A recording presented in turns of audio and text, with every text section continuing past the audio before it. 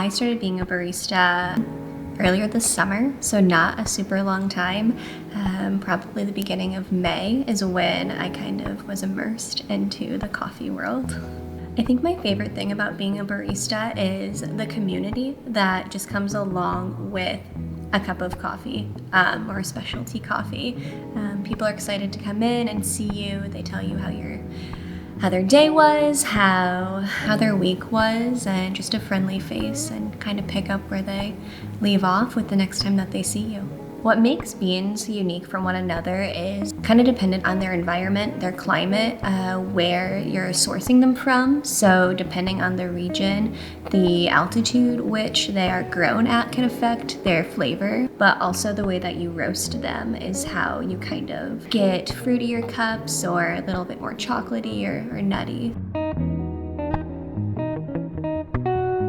The coffee plantations I have visited tend to be relatively lots of sun, relatively mild temperatures, and a reasonable amount of rain. Of course, it's just like any other plant, it's getting material from the soil.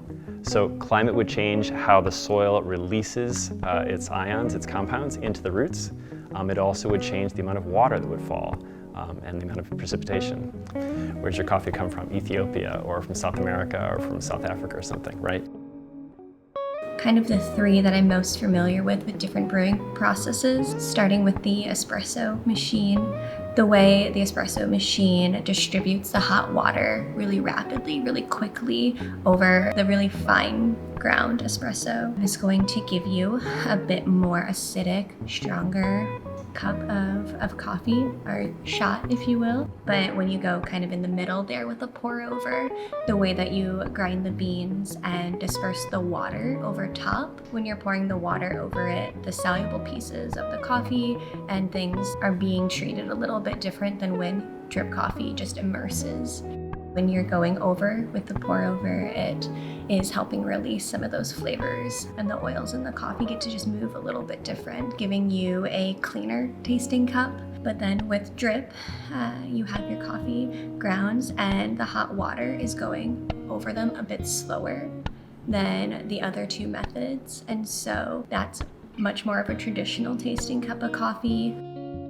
The difference between a latte and a cappuccino and a cortado have a lot to do with the ratios. Starting with the cortado, that's going to be the strongest drink, just given the ratio of milk to espresso. So you'll have your shot glass with your espresso in it, and about a third of that is going to be steamed milk.